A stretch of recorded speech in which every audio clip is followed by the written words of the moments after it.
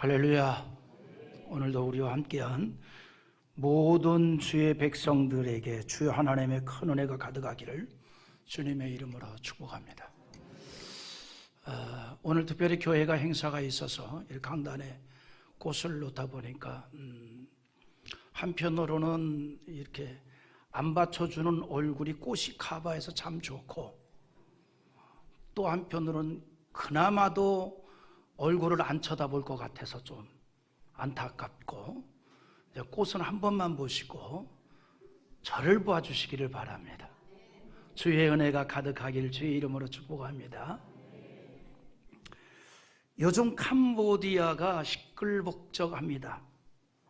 지구촌 범죄 소굴처럼 취급되었습니다.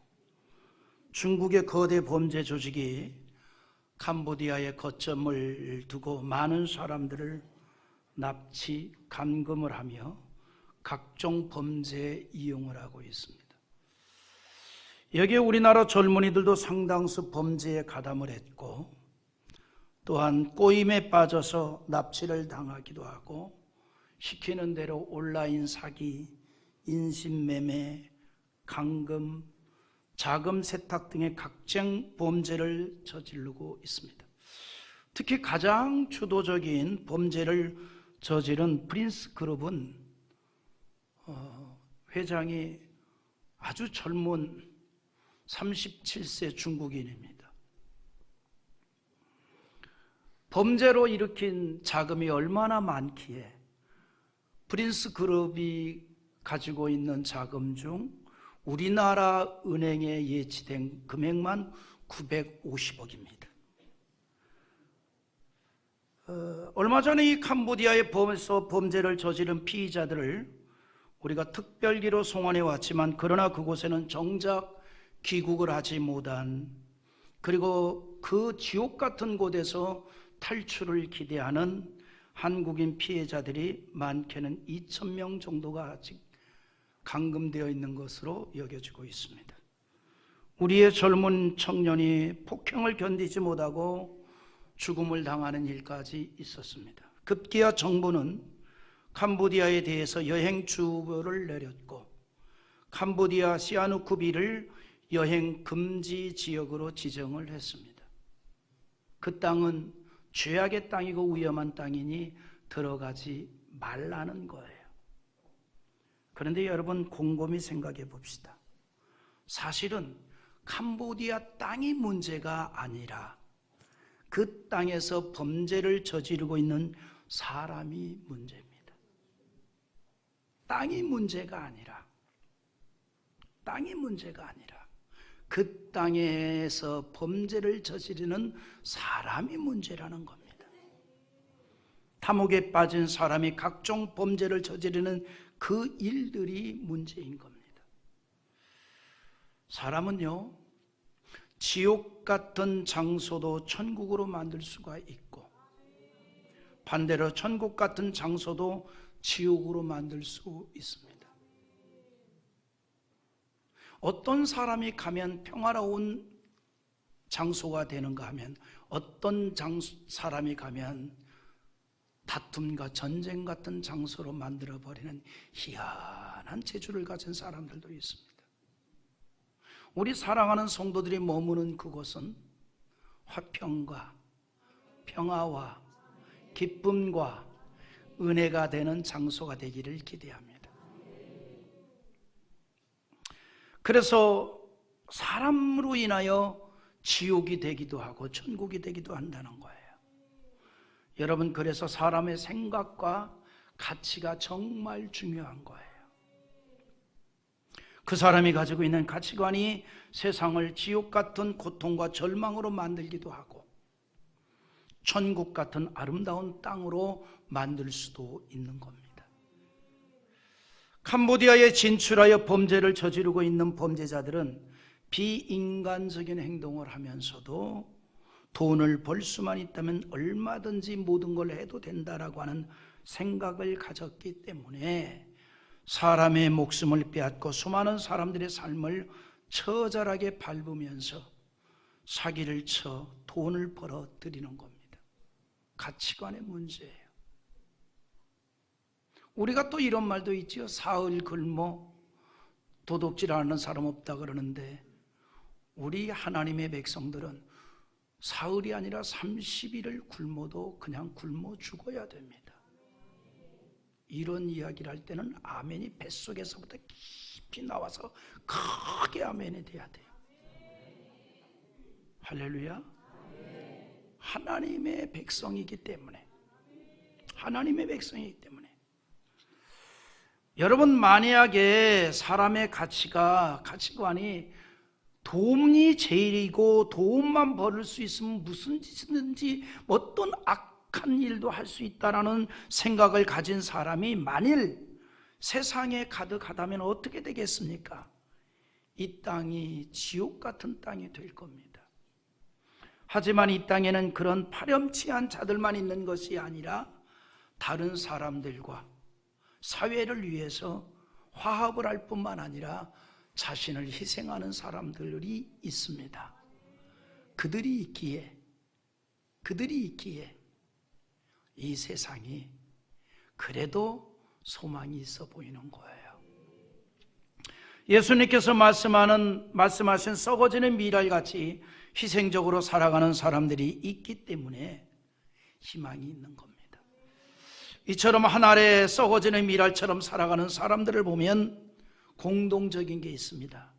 생각이 대단히 건강해요. 생각이 건강하다 이 말이에요. 여러분, 이 원리는 신앙에도 그대로 적용이 됩니다.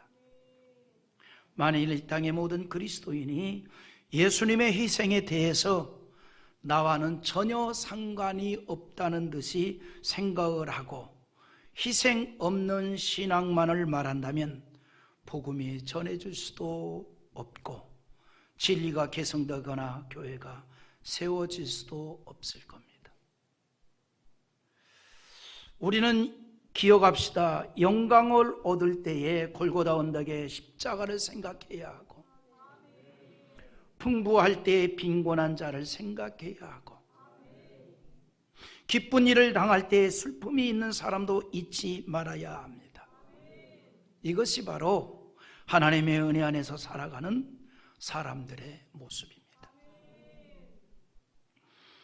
신앙으로 살아가는 우리는 하나님의 축복만을 생각하는 것이 아니라 축복의 길이 어떤 것인가를 생각해야 합니다. 우리가 영광을 알고 영광을 생각했다면 영광에 이루는 그 길을 따라가고자 하는 마음을 가져야 한다는 거예요. 그런데 예수님께서는 그 영광의 길에 대해서 이렇게 얘기합니다. 하늘의 밀이 되는 것이다. 십자가를 지는 것이다. 이것이 성경의 원리입니다. 하늘의 영광은 헌신을 통해서 얻어지는 거예요. 헌신을 통해서, 희생을 통해서 얻어지는 겁니다. 이 일을 위해서 우리가 이 땅에 부름받은 백성이 되었다는 거예요. 그래서 우리는 이 같은 은혜 안에서 하나님의 은총을 받고 살아가는 하나님의 자녀가 되었다는 겁니다. 하나님의 관심은요, 오직 하나님의 자녀들에게 있다는 거예요. 왜? 우리를 통해서 귀한 하나님의 역사를 이루시기 위해서. 그 귀한 일에는 희생이 전제되는 거예요. 하나님은요, 머리털까지도 셀 정도로 우리의 모든 것에 관심을 갖고 있고 우리의 삶을 지켜주십니다. 누가복음 12장 7절에 너희에게는 심지어 머리털까지도 다 세신 바 되었나니 두려워하지 말라. 너희는 많은 참새보다 더 귀하니라. 믿습니까? 하나님의 자녀들에 대해서 머리카락까지도 세실 정도로 관심이 많다는 거예요. 세심히 관심을 갖고 그 삶을 복주시는 하나님이라는 겁니다. 그 하나님은 우리가 만난 어떤 위기 상황에서도 은총을 베풀어 주실 것입니다. 왜냐하면 여전히 지금도 하나님은 이 세상을 그 능력의 손으로 붙잡고 있기 때문입니다. 이 땅은 하나님이 창조하신 땅이고 지금도 하나님이 주권을 가지고 역사한다는 사실입니다. 그러므로 나무가 배임을 당해도 그루터기가 남아있다면 때가 되어 싹이 나오는 것처럼 인간의 역사에 대한 하나님의 역사가 그렇게 이루어지는 겁니다. 배임을 당한 나무처럼 다 내 인생이 잘려져 나가는 것 같아도 하나님의 은혜 안에 뿌리가 내려져 있다면, 하나님의 은총을 입게 된다면 싹이 나는 거예요. 다시 내 인생의 나무가 자라나게 되고 꽃이 피게 되고 열매를 맺을 수가 있는 겁니다. 이 같은 하나님의 역사가 연속적으로 이루어질 줄 믿습니다. 그래서 이사야서에서 그 이야기를 이렇게 합니다. 우리 이사야서 6장 13절 한번 읽어보죠. 그 중에 10분의 1이 아직 남아있을지라도 이것도 황폐하게 될 것이나 밤나무와 상수리나무가 배임을 당하여도 그 그루터기는 남아있는 것 같이 거룩한 씨가 이 땅에 그루터기리라 하시니라. 아멘. 거룩한 씨가 누구를 말할까요? 하나님의 자녀들을 말합니다. 여러분들을 말합니다. 하나님의 은총을 받게 될 여러분들인 줄 믿으시기 바랍니다. 세상이 악하여 다 심판을 당하는 가운데서도 구원받을 자들은 있습니다. 하나님의 뜻을 계승할 자들이 있습니다. 하나님은 그런 자들을 찾아서 그를 붙잡아서 하나님의 역사를 지금도 이루어 간다는 사실입니다. 노아의 삶이 그랬지 않습니까? 노아 그러면 떠오르는 게 뭐예요? 홍수 심판이잖아요. 온 세상을 다 물로서 심판을 했습니다. 그런데 그 속에서도 구원을 받았습니다. 그리고 그런 노아를 통해서 하나님의 역사는 이루어져 갔고, 그리고 하나님의 뜻이 계승되었다는 거예요. 여러분 마찬가지입니다. 오늘 이 시대에도 믿음의 사람을 통해서 하나님의 역사와 뜻은 이루어져 간다는 겁니다. 하나님의 심판에서도 구원의 은총을 입은 노아의 역사는 우리를 통해서 역사하시는 하나님의 그 역사를 우리가 교훈받을 수가 있는 겁니다. 우리가 너무 자주 들어왔던 노아의 스토리입니다. 노아의 방주가 아라랏산에 머물게 되었고, 이제 물이 다 마른 것을 확인한 노아가 방주 안에서 하나님의 음성을 듣습니다. 우리 15절 6절 읽어보죠. 하나님이 노아에게 말씀하여 이르시되 너는 내 아내와 내 아들들과 내 며느리들과 함께 방주에서 나오고. 노아의 방주 사건은 우리의 구원 사건의 그림자와 같습니다. 방주로 들어가는 것은 우리가 구원받는 것과 밀접합니다. 하나님께서는 노아에게 120년 전에 방주를 만들 것을 명령하였고, 노아는 하나님의 말씀에 순종을 했습니다. 그리고 방주가 다 지어졌을 때에 하나님께서는 노아에게 그 방주 안으로 들어가라 말씀하지요. 노아는 가족과 함께 하나님께서 지시하신 이 말씀 따라서 방주로 들어가는데 짐승들도 함께 들어갑니다. 그리고 방주의 문이 닫히는 바로 그 순간부터 비가 내리기 시작했습니다. 근데 여기서 우리가 한 가지, 방주의 문을 노아가 닫은 것이 아니라 하나님께서 닫았다는 거예요. 우리 창세기 7장 16절 한번 읽어봅니다. 들어간 것들은 모든 것의 암수라. 하나님이 그에게 명하신 대로 들어가며 여호와께서 그를 들여보내고 문을 닫으시느니라.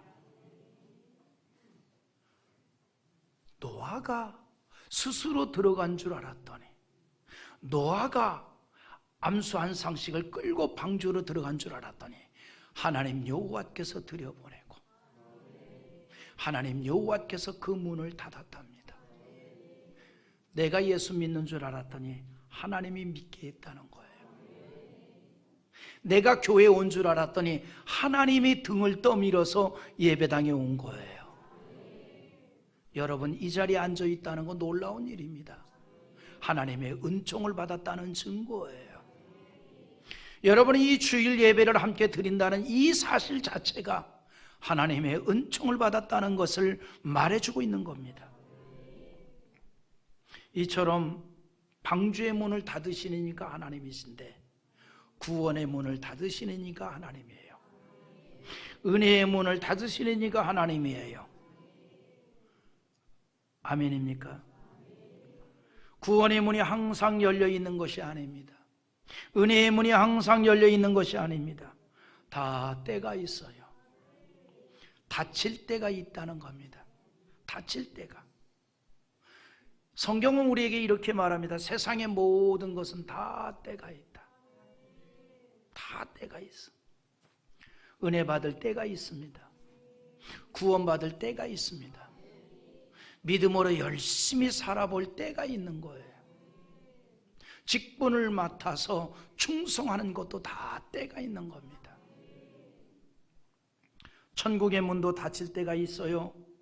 문이 닫히면 후회를 하여도 아무 소용이 없습니다.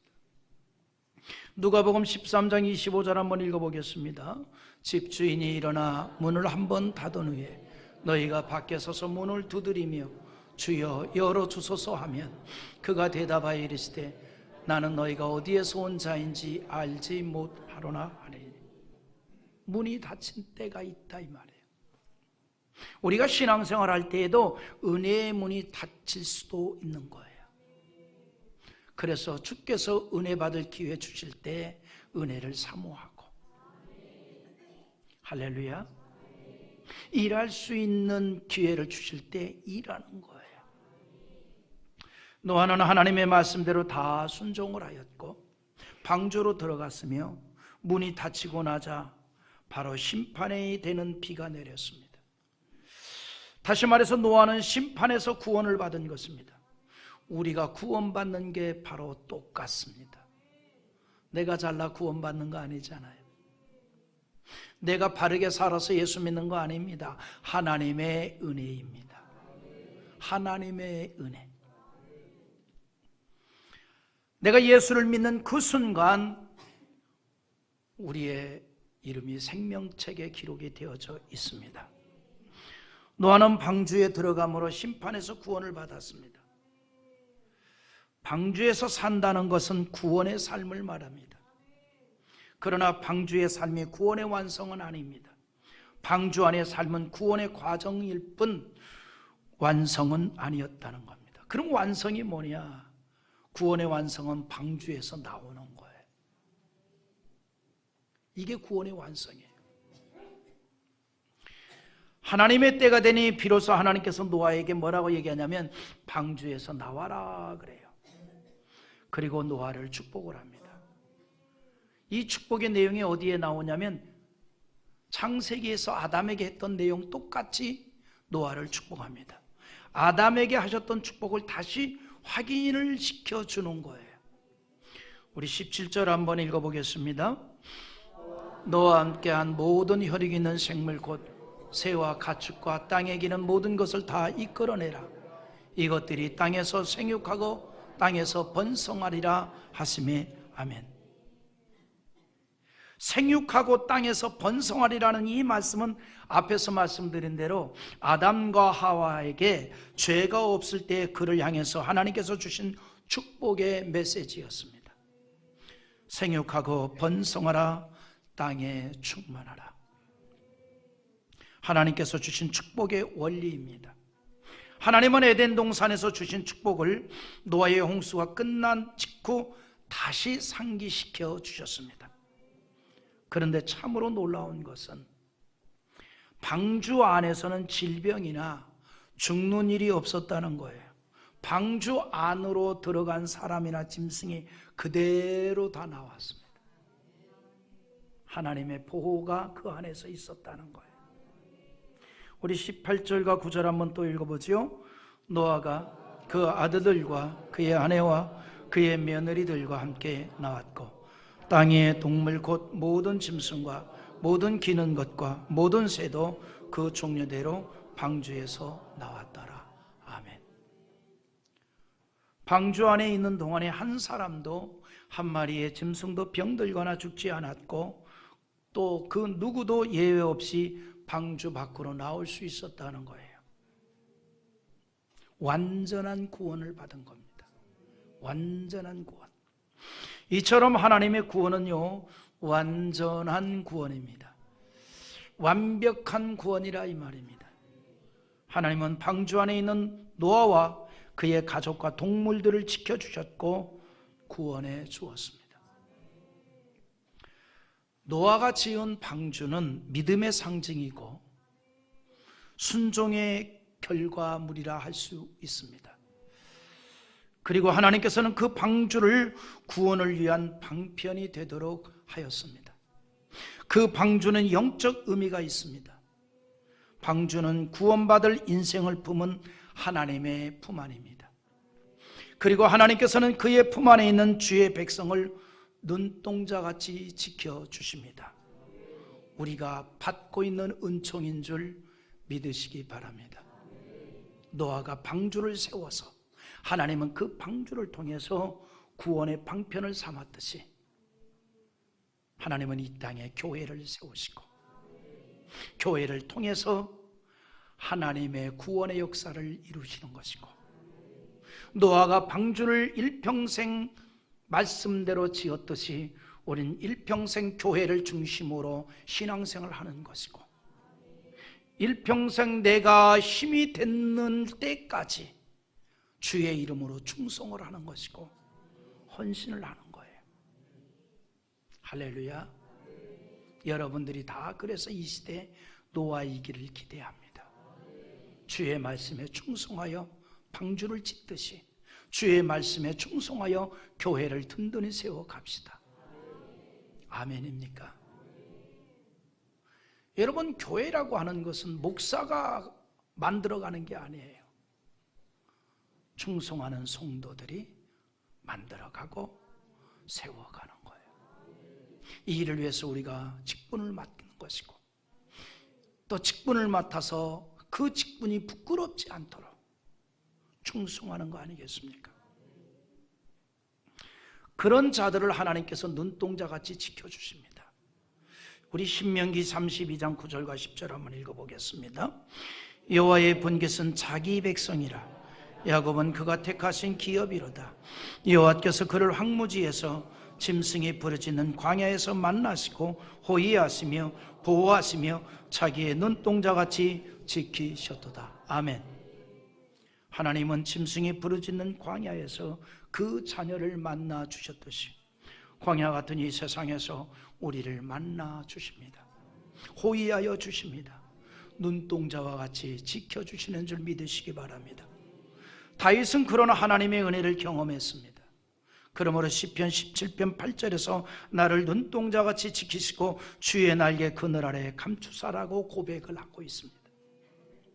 노아는 방주를 통해서 홍수 심판에서 구원의 은총을 받았습니다. 방주 안에 있는 동안에 한 사람도, 한 마리의 짐승도 병들거나 죽지 않았고, 또 그 누구도 예외 없이 방주 밖으로 나오게 되었다는 거예요. 그런데 노아가 방주에서 나왔을 상황은 세상에 1년간 물이 잠겼다가 물이 다 빠진 후였습니다. 여러분, 우리가 여름에 갑작스럽게 막 홍수가 나서 물에 잠겼다가 빠진 도시를 좀 간혹 봅니다. 이때 나오는 말이 뭐예요? 망연자실이잖아요. 상상을 해보십시오. 온 세상이 물에 잠겼다가 그 물이 빠진 지 1년이 됐습니다. 얼마나 황폐되었겠습니까? 그런데 그런 폐허에 의해서 노아가 제일 먼저 한 일이 뭡니까? 탄식이나 불평이나 체념이 아니었습니다. 방주에서 나온 그가 한 일은 여호와를 위하여 제단을 쌓았습니다. 즉 예배를 드렸다 이 말이에요. 20절을 한번 읽어보지요. 노아가 여호와께 제단을 쌓고 모든 정결한 짐승과 모든 정결한 새 중에서 제물을 취하여 번제로 제단에 드렸더니, 이것이 노아가 방주에서 나와서 제일 먼저 한 일입니다. 방주에서 나온 노아가 생존을 위해서 먹을 것을 찾거나 집을 짓거나 생계를 유지하는 방법을 먼저 찾은 것이 아니라 폐허가 된 그곳에서 제일 먼저 행한 것은 하나님 앞에 예배 드리는 일을 했다는 거예요. 노아가 여호와께 제단을 쌓고 제사를 드렸다는 것은 하나님을 기억했다는 것이고 하나님께 감사의 영광을 돌렸다는 얘기입니다. 물 심판으로 완전히 폐허가 된 그 상황에서 노아는 하나님을 찾았습니다. 절망의 상황에서 하나님을 찾았습니다. 이것이 전능하신 하나님을 의지하는 자의 모습입니다. 내 인생이 완전히 황폐되었을 때 우리가 할 수 있는 일은, 그리고 가장 귀한 일은 하나님을 찾는 일입니다. 하나님께 제사 드리는 일입니다. 하나님께 영광 돌리는 일입니다. 하나님께서는 그런 노아의 제사를 받으셨어요. 예배를 받으셨어요.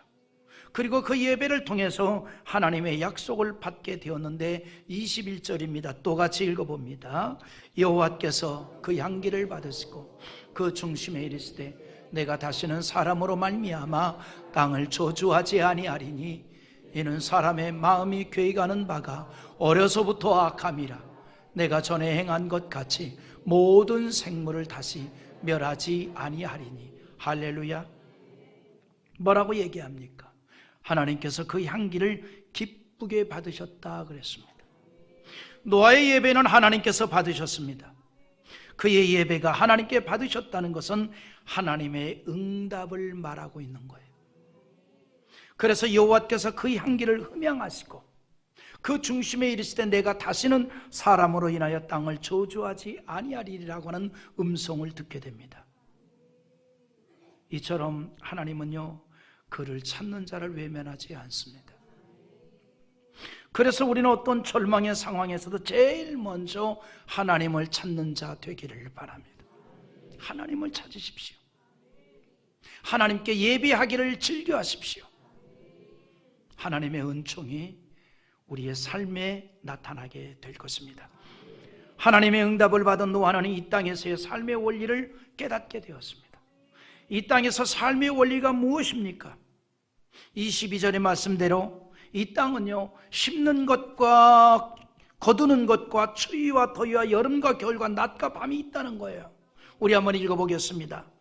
땅이 있을 동안에는 심음과 거둠과 추위와 더위와 여름과 겨울과 낮과 밤이 쉬지 아니하리라. 아멘입니까?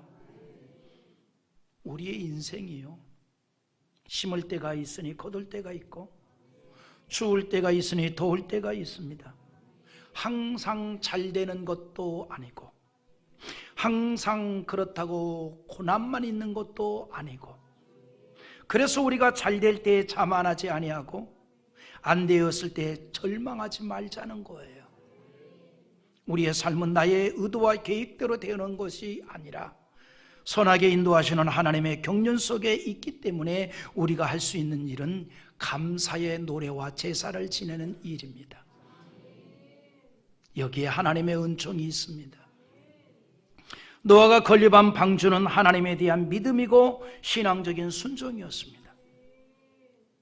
그리고 홍수 심판에서 구원을 받았습니다. 기억하십시오. 노아와 그의 가족이 일평생 한 일은 방주를 짓는 일입니다. 그리고 그 방주 안에서 구원을 받았습니다. 오늘 하나님의 백성들이 이 땅에서 일평생 교회를 중심으로 교회를 세워가면서 살아가는 거예요.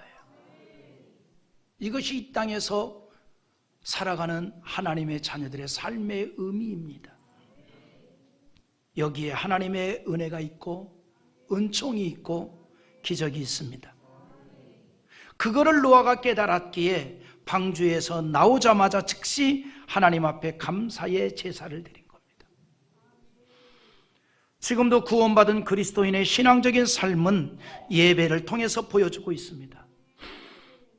그렇게 예배를 드리는 자에게는 홍수 심판에서도 구원하셨던 그 은총이 그대로 있게 될 줄 믿습니다. 짐승이 부르짖는 광야 같은 세상에서 보호해 주시고 구원하여 주실 것입니다. 구원받은 삶은 바로 예배입니다. 거룩입니다. 순간순간이 하나님과 동행하고 하나님의 뜻을 따르며 영광이 되게 하는 삶을 살아가는 겁니다. 하나님의 거룩한 백성들이 이 땅에서 지향하는 삶의 방향입니다. 우리 모두가 이 일을 위해서 힘쓰기를